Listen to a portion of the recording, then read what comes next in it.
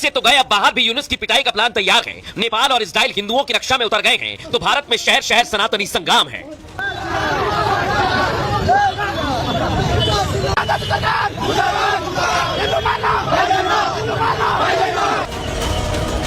यानी सनातनी सेना अब हिंदुओं की रक्षा के लिए मैदान में है, तो बांग्लादेश में जिहादी राज का प्लान तैयार है। जमात ने स्क्रिप्ट लिख दी है, सत्ता फिर बदलेगी, यूनुस को फांसी पर लटकाएगी, तब उन्हें अपने जुल्मों की याद आएगी।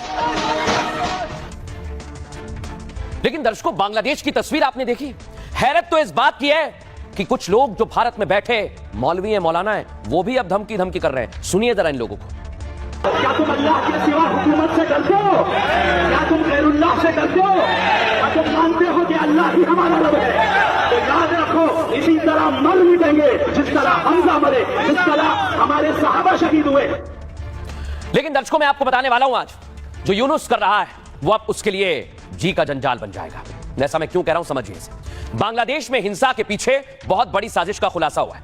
वो साजिश जिसका शिकार तो हिंदू हुए, लेकिन टारगेट पर यूनुस है।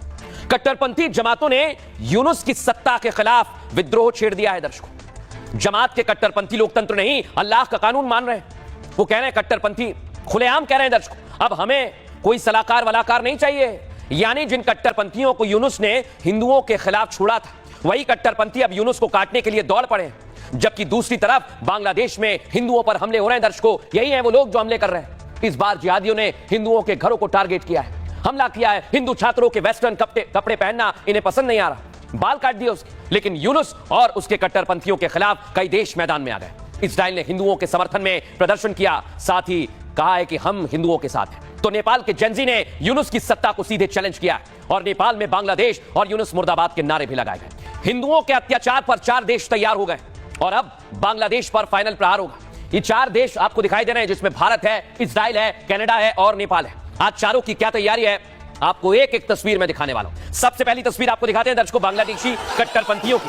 भारतीय उच्चायोग को टारगेट किया जा रहा है, यानी भारत और हिंदू ही वहां पर टारगेट पर हैं।